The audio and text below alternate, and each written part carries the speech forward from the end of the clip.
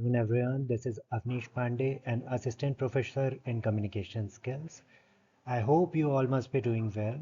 So today we are here to learn about communication again.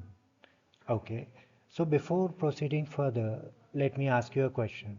So have you ever noticed that there are some people who have magical power of influencing the people when they are interacting with few people?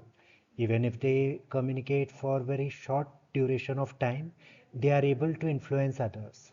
On the contrary, there are others who are unable to influence the people even if they communicate for a longer duration. I hope everyone must have observed it.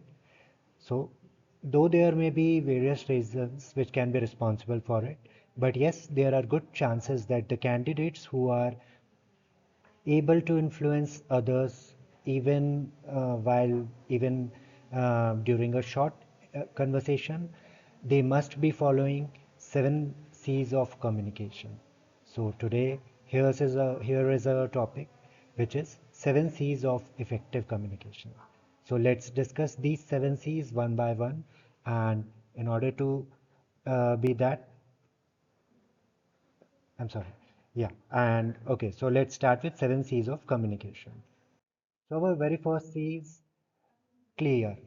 So whatever you communicate, your communication should be very clear. It should have no scope of it should have no scope of confusion or ambiguousness. Okay. So now these are some of the good suggestions which you can implement in order to make clear communication. First, use simple language and focus on core points of your message. Second, do not use idioms to prevent any confusion and ambiguity. And third, be clear in your mind what you want to say and what you are saying.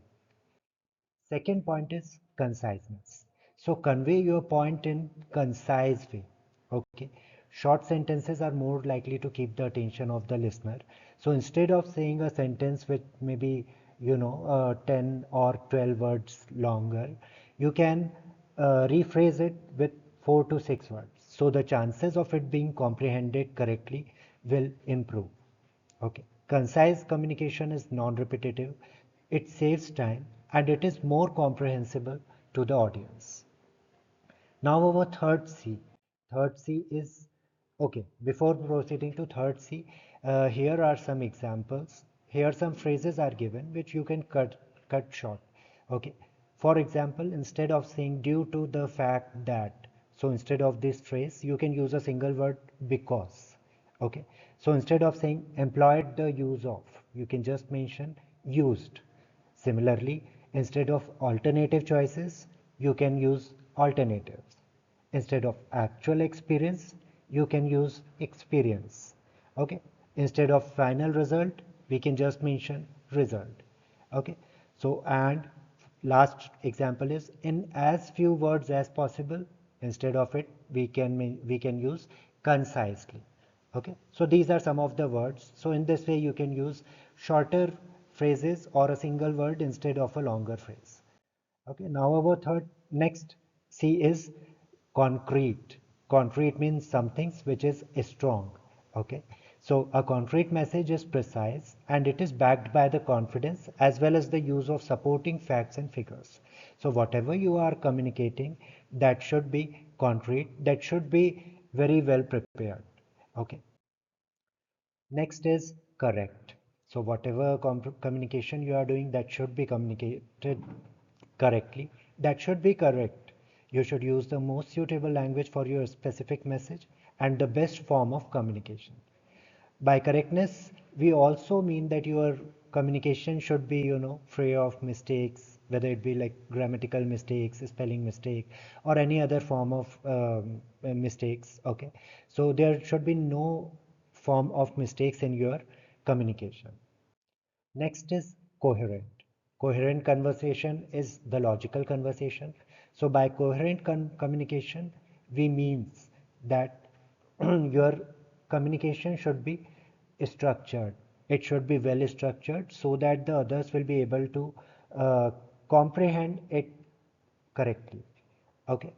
Think carefully about the order of your points and how you can make it come across in an easy to understand way. It's also important to be consistent with style and content when delivering multiple forms of communication. So obviously, according to the type of communication, you have to use the resources. Okay. These are some of the techniques which enhances your clarity and coherence in written communication or in blog posts. So very first is structuring the content. So your content should be well structured. Okay. For example, your content sentence should have no grammatical errors, no spelling mistakes. Okay, and apart from this, the structure should be proper. Okay, so first, for example, if we take it in alphabetically, A should come, then B, then C. Okay, so content should be structured properly. Next is use transition words. So transition word are the words which are used as a sometimes which may be used as a connectors. For example, also, um, also. Okay. For example, um uh, I also like to work as a doctor along with pharmacist. Okay. So, for example, transition words should be used appropriately. Third is practicing sentence variation. Variation is very important. Intonation and um, the how the sentence variation is being done, so that should be practiced properly. Editing and revising is very important, so you should always proofread your communication, proofread your article once you are done with it. And last but not least, you should use visual aids. Okay, so wherever required, visual aids should be used in the communication. For example, visual aids may be, graphs, charts, PowerPoint slides, or any other form of visual aids. Now our next C is complete. Obviously, the communication should be complete in order to, make it easier for the people to comprehend it correctly. Okay, so make sure nothing is missing from your communication. Complete communication ensures the audience has all the information they need and they are able to easily come to the desired conclusion. Good ways to complete communication include first providing a call to action, that is what would you like your audience to do after receiving the message. And second, if you need any kind of hyperlink to be attached along with your communication, so you should not you should ensure that it is correctly attached, it should be correctly added to the text. Okay, so including hyperlinks and written content, ensure all information is provided. Okay, for example, you can write about any thing in a brief manner, and thereafter you can add a hyperlink to it so that people can click on that hyperlink and can be redirected to the place where they will be able to get to know more about it. Last but not least, be courteous. Okay, courteous means politeness. So it's important to be polite and respectful to your audience.